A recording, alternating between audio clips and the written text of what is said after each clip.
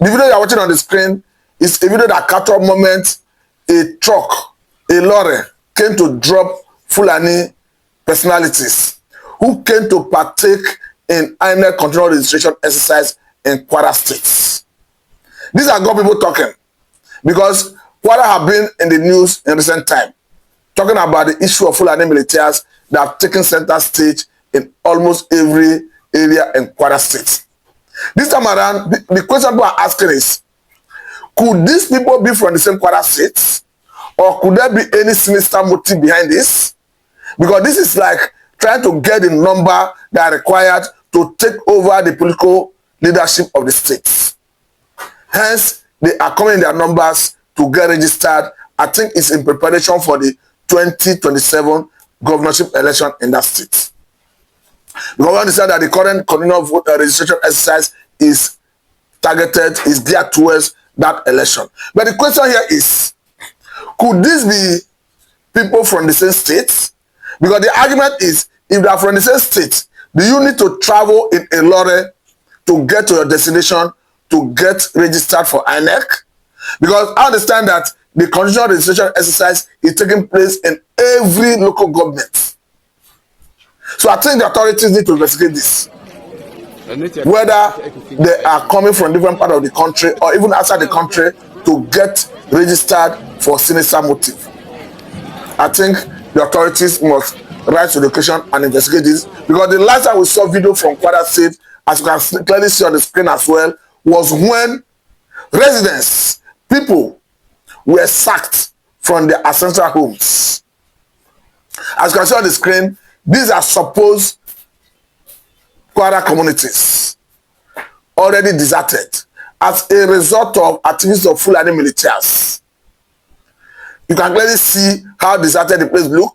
You can clearly see buildings, clearly see a once populated environment, a once busy environment, buildings, and all of that.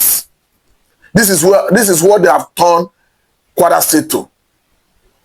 And now we are seeing this other move of coming in lorry, truckload of Fulanis, reportedly coming to partake in the INEC control registration exercise.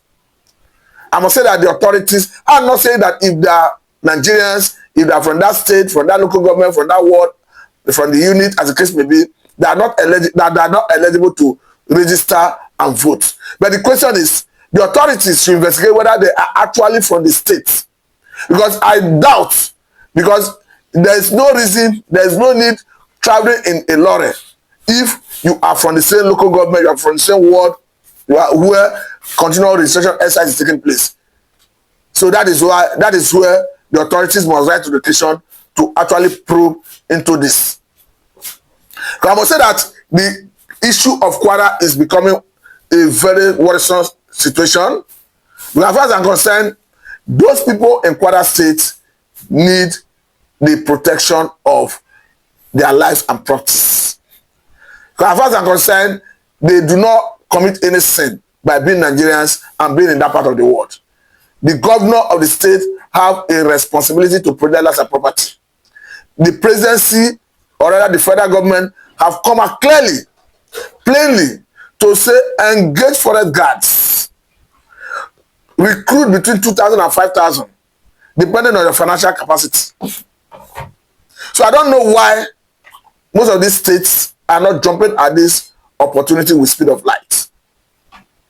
Because the manner we see decimation or reported sacking of communities, I must say is unacceptable. Because I want to say that in a safe society where the government already have monopoly of coercive power, whether at the level of state government, at the level of federal government, you can understand that the governor of a state goes by the name of the governor and the chief security officer of that state.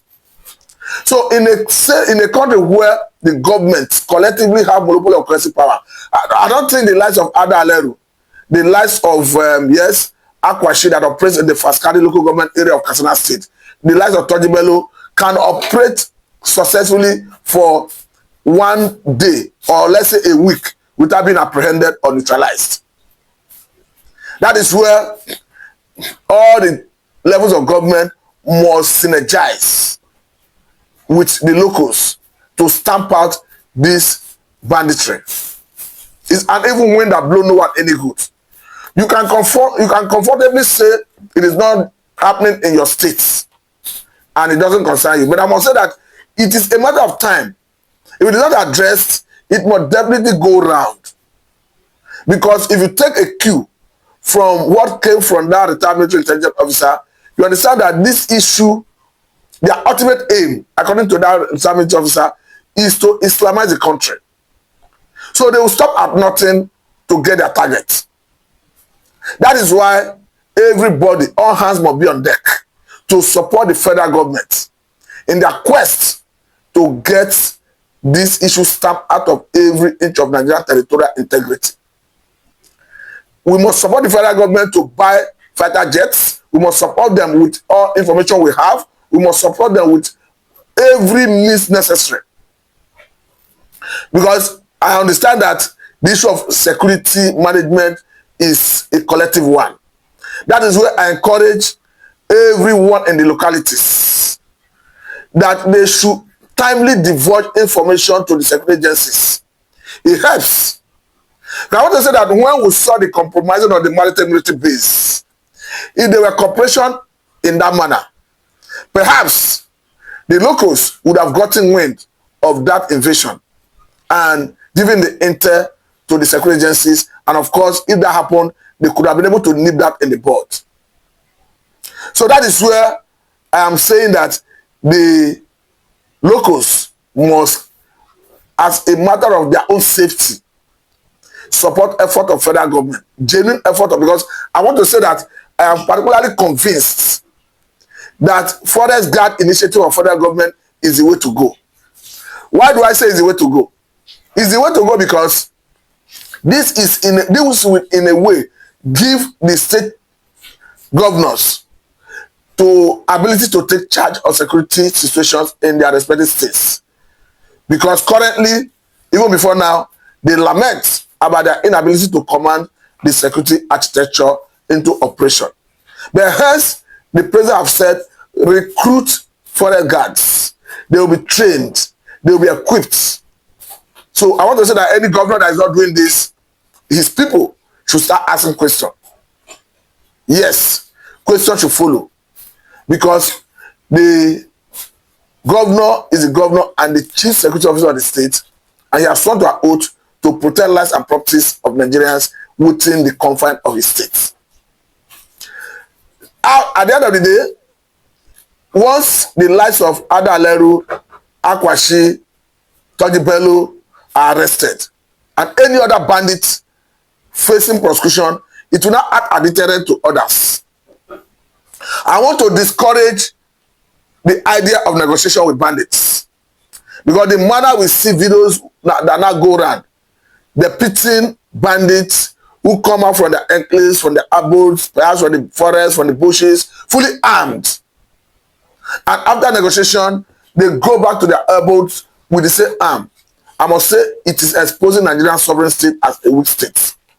More so, as we saw recently in a picture that a picture that went viral, where a supposed bandit, from the look, from the hair, you can clearly say that this is not a Nigerian, and the person was turbined, meaning this could be their emir in the bush, who may have been seconded from other part of the world. So I think it exposes the sinister motive and the larger motive of this banditry. And this, in a way, is laying credence to the position of that retired military intelligence officer who made it clear that the ultimate aim of those who sponsor terrorism is to Islamize the country.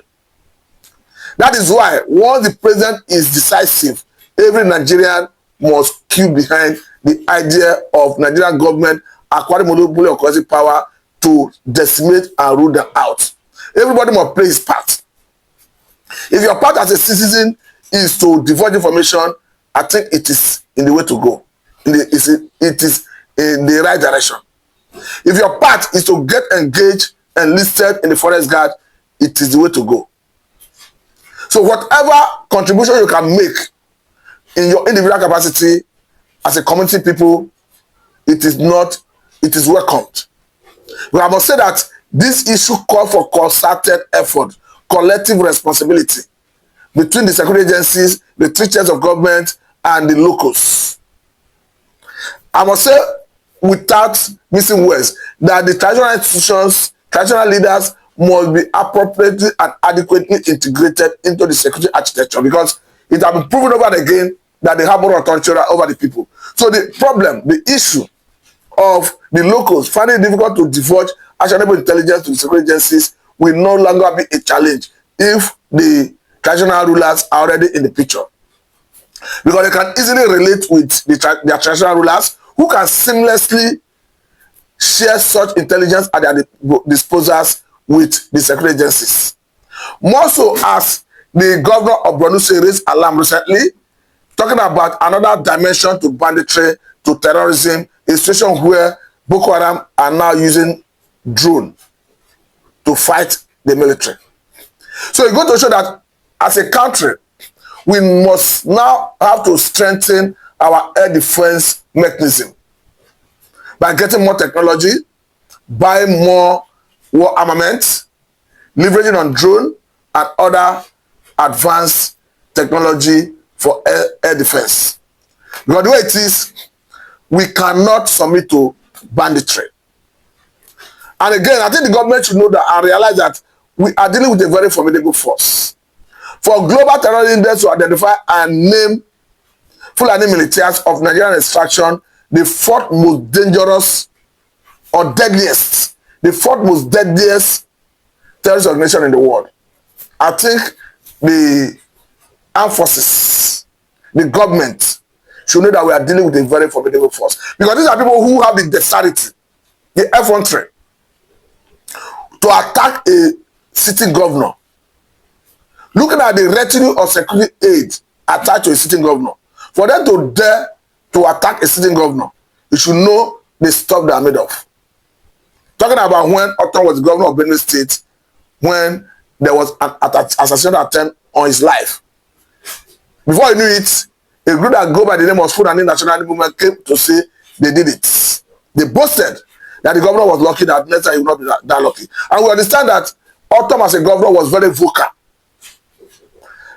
attacking the then government of Muhammad Buhari about their inability to fight bandits, about their weakness in fighting bandits, about their compromising nature in fighting bandits. We understand that even under that same Muhammad Buhari, United Arab Emirates made it clear that they have names of terrorist sponsors in Nigeria. One would have expected that, as a war veteran that Buhari was, that a Buhari would have jumped at that opportunity, get the list, get them arrested, get them shamed, get them prosecuted. But it beat all imagination why a Buhari government did not even arrest them or prosecute them. Because at the best of my knowledge, we didn't hear of anything arrest or prosecution. Even as at the time the Buhari government claimed that they have name and list of terrorist sponsors. I want to say that all the lifetime of Buhari government, we never heard anything of arresting or prosecuting bandit sponsors. I think these have raised many questions and answers. Though Buhari is no longer in the picture to answer most of the questions, but I want to encourage the president, talking about Senator Ahmed Bola Tinubu, to do things differently, to see from another perspective. Because as far as I'm concerned, the protection of lives and property of Nigerians is paramount. And that's the president has something to do. I want to believe that the new service chiefs and the new arrangement will go a long way in addressing this challenge. Because ultimately, what we desire as a people from the security agencies, and particularly from the new service chiefs, is the protection of lives and properties of Nigerians. It is a responsibility and a task that the service chiefs must not fail to deliver. And I want to say this to Mr. President, that going forward, let us start having an appraiser of the service chiefs periodically. And anyone that refuses to or rather that face to deliver, should leave the office immediately for us to have another person. Because we are dealing with issues that borders on the very core of governance. Talking about the protection of lives and properties of Nigerians. Talking about the welfare and security of Nigerians. Because if you look at Section 14, Section 2B of 1999 Constitution as amended, it's very clear that the welfare of the people and their security shall be the primary purpose of governance. And as we speak, both the president, the governors, the local government chairmen have in their respective capacities sworn to an oath to protect lives and properties of Nigerians. And this they must do without excuse. But let me say a very big thank you for your time at this point. This is Secular Media and I'm Mr. Matthew.